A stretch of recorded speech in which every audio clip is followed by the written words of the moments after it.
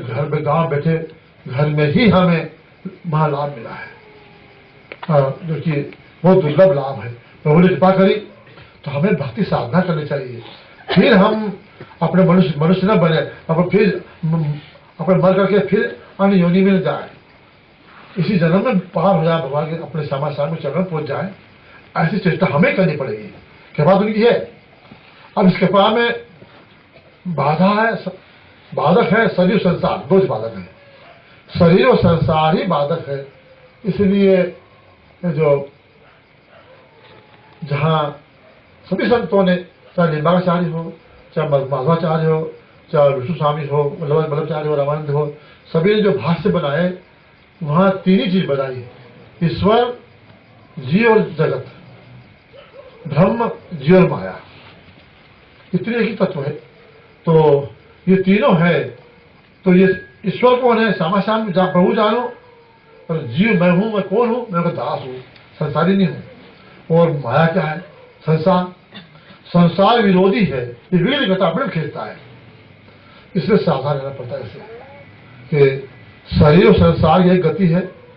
शरीर संसार, ये संसार भी त्रिगुण में है और शरीर भी त्रिगुण में है। इसीलिए अपने सावधान रहना चाहिए। संसार में निवास है हमारा, बाहर नहीं रहेगा। क्या साधु बने चाहे गृहस्थी हो, संसार रहना पड़ेगा। तो इसमें उदास रहना पड़ेगा। उदास मतलब इसकी आसानी करना। ये सुख देगा हमें, संसार प्रेम भी देगा, ये आसानी। पर अब जीव वही है, हम जीव सदा ऐसा करता है, अरे वो मुझसे प्रेम बोलेगा, वो मुझे सहायता करेगा मेरे। तो जहां तहां भी, जब माता हो, पिता हो, भाई बंधु हो, स्त्री हो, पति हो, वो पुत्री हो, पुत्र हो, या मित्र हो, या परिवार हो, ऐसा तो इससे कुछ मिलेगा, मुझे प्रेम करेगा, प्रेम ही करेगा।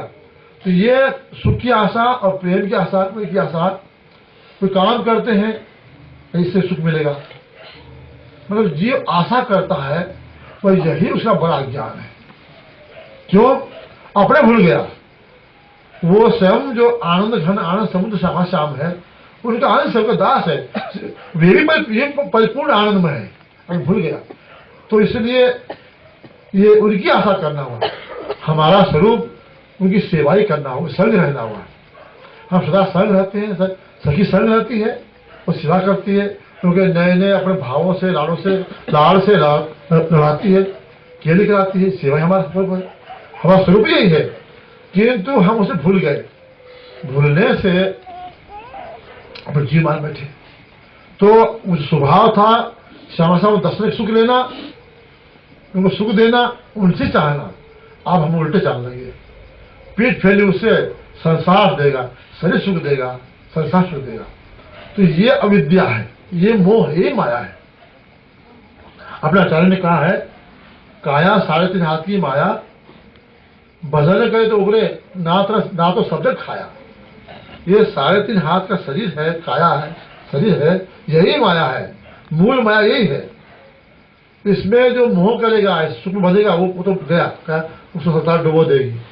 और इसको इतना ही प्रेम करना कि इसका पोषण करना कि जिससे कि इससे भजन बने, वो पार हो जाएगा। तो भजन करे, तो इसके द्वारा जो अपने इष्ट का भजन करता है, नाम गुण गाता है, कीर्तन करता है, करता है, वही ये शरीर से पार कर देता है। तो ये शरीर से डुबो देता है संसार अगर में।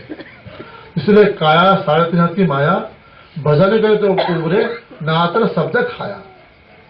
तो इसीलिए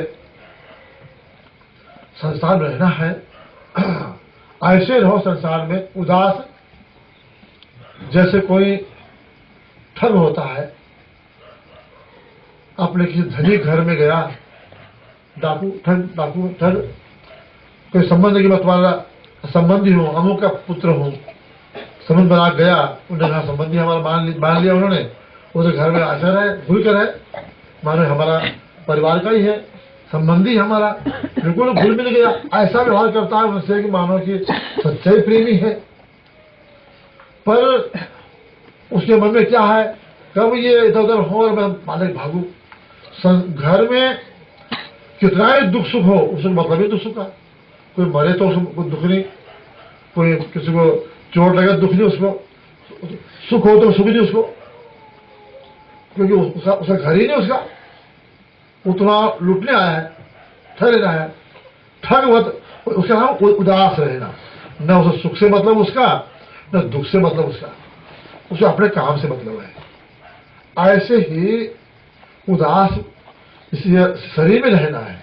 शरीर में प्रभु ने भेजा हमें, हम नहीं आए हैं, प्रभु ने भेजा है शरीर में, इस काया में, इसलिए भेजा है कि इस शरीर में रह करके मेरे चरण कमलों शरण लेकर के, संत गुरु शरण लेकर के मेरी भक्ति करे, धर्म आचरण करे, सदाचार से रहे, पवित्रता से रहे, सद्गुण संग्रह करे और अपने कर्मों को, पापों को भस्म करके, नष्ट करके वे मेरे धाम पहुंच जाए। तो प्रभु ने भेजा है, तो उसका कर्तव्य क्या है? प्रभु ने भेजा है, अपना कुछ भी नहीं है, न हमारा शरीर भी नहीं है, सब प्रभु का है। तो इसमें हम उदास रहें, अपना कुछ भी नहीं है, प्रभु का है, तो फिर सुख आओ तो ठीक, दुख आओ तो ठीक, कोई प्रेम करो तो ठीक, कोई बैर करो तो ठीक। अब मतलब भी हमें सबसे प्रेम करना है, तो सभी समय प्रभु विराजमान है, सबकी सेवा करनी है, सेवा करना हमारा धर्म है, कर्तव्य है। तो ये ऐसे करेंगे तो काम यही करेंगे, संसार छूटेगा नहीं। संसार बाहर संसार नहीं है, संसार भीतर संसार है। बाहर तो प्रभु अनेक रूपी लीला कर रहे हैं, बाहर तो प्रभु का संसार खेल है, प्रभु अनेक रूपी लीला कर रहे हैं। संसार हमारे भीतर है, ये मेरी स्त्री, मेरा पुत्र, ये मेरा, सब मेरा ये मेरा है, और ये मेरा तो हट जाए, कोई मेरा नहीं, समासाम मेरे हैं, मैं उनका हूँ, मैं उनकी हूँ, तासीम सकी हूँ, कोई मेरा नहीं। तो फिर भीतर सच्चे भाव से कुछ नहीं रहेगा, फिर समासाम रहेंगे, उनका प्रेम रहेगा, उनकी लीला रहेगी, उनके लिए अनेक सेवा के अनेक मनोरथ रहेंगे। तो हमारा हृदय, हमारा शरीर रहते हुए ही माया से मुक्त हो जाएगा, जीवन मुक्त हो जाएगा। तो संसार रहा, वो तो छूटा ही, पर हम नहीं रहे, फिर हम प्रभु के रहे, फिर सब तो हमारे दृष्टि फिर सब प्रभु के दिखेंगे। इसीलिए ऐसे हमें बनना है। तो यही ये उदास रहना है। देखो इसमें एक अपने आचार्यों का श्री स्वामी बिहानदेव महाराज हैं, जो अपने परम आचार्य हैं, उनका है स्वामी हरदास जी महाराज, स्वामी रसिकानंद स्वामी हरदास जी अपने मूल इष्ट भी आचार्य भी हैं। फिर उनके चंद्रदेव जी स्वामी जी के 110 पद के लीला के हैं, 10 के लीला के, 18 पद उपदेश के हैं। गुरुदेव जी के 40 पद हैं, 39 रस के, एक उपदेश का। तो इतने में क्या समझते? तो श्री स्वामी बिहानदेव जी महाराज ने उन्हें कृपा से वो जन्म लिया। उन्होंने स्वामी जी के रस को, उपासना को, धर्म को बड़ा विस्तार किया अपने ग्रंथों में। तो तभी तो सब समझ पाए स्वामी जी कौन है, उनकी कैसी उपासना होती है, बिहारी जी कौन है, कैसी उपासना होती है। तो ये तभी समझ पाए। इसलिए अपने संप्रदाय में वो सभी आचार्यों ने उनको गुरुदेव मत बताया। गुरुदेव नाम से स्वामी बिहानदेव जी महाराज ने गुरुदेव जी। तो उनका एक दुआ है, घर ही में घर वन भयो, कुंज पुलिन विचरास, श्री बिहारदास हरदास को संसार के उदास। कहते हैं हरदास, हम हरदास के, बिहारदास हरदास, मैं बिहारदास हरदास का हूं, मैं स्वामी जी का हूं। या हरदास स्वामी जी के जन्म जो है, हरि के हरि श्यामा श्याम स्वामी जी, उनके जन्म जो मैं सदगुरु या सदगुरु है, संत है, उनके है, उनका उपदेश मिला है। तो सत्संग से हमें, सत्संग का अर्थ होता है सत्य का संग, सत्य वस्तु संग। सत्य कौन है? श्यामा श्याम सत्य, वो असत्य है। प्रभु सत्य है, वो सब माया मात्र है। तो अगर नाम सत्य है प्रभु का, उनका रूप सत्य, उनकी लीला सत्य, उनके धाम सत्य, गुण सत्य। तो सत्संग का अर्थ है प्रभु का संग करना।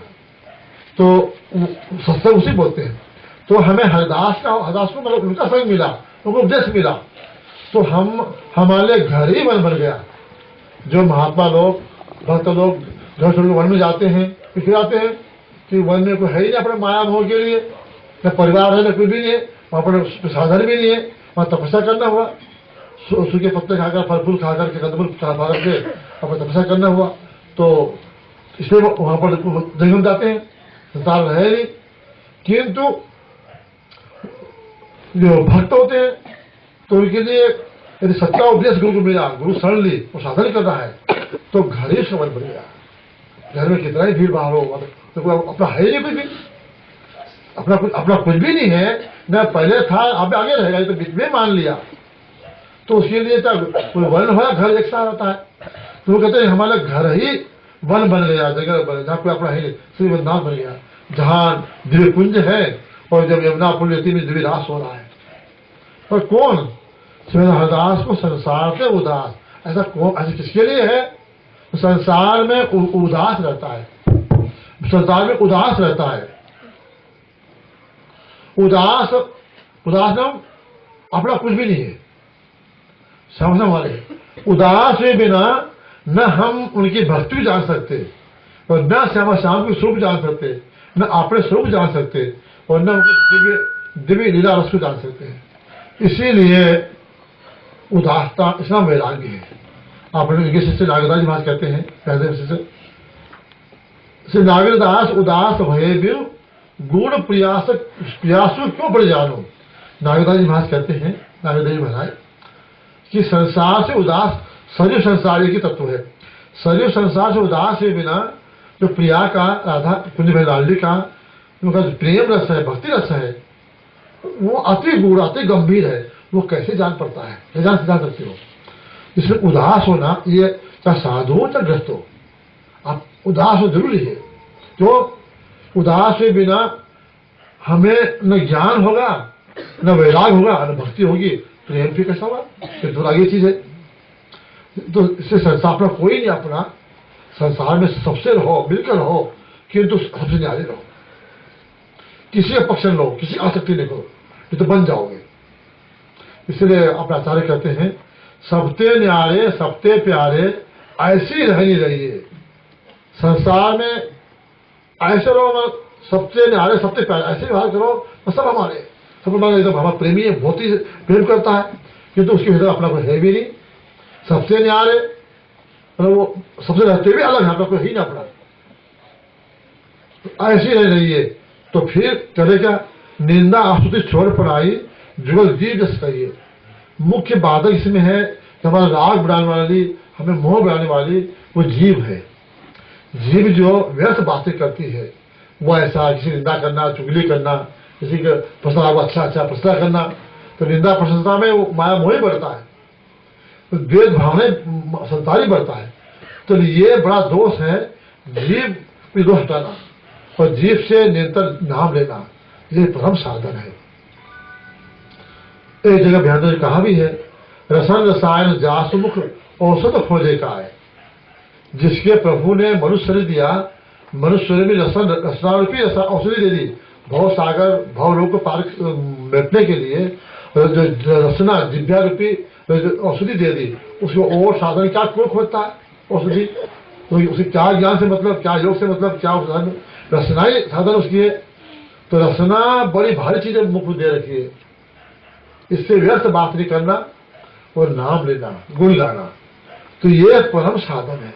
ये इसमें न योग है, न ज्ञान है, और न कर्म है, न व्रत है, न उपवास है, न दान है, न पुण्य है, कुछ भी साधन नहीं, एक जो कुछ साधन नहीं। इसलिए सब मूल साधन है, वो हमें मिला है। जैसे अपने जीव को निरंतर नाम में लगाओ, तो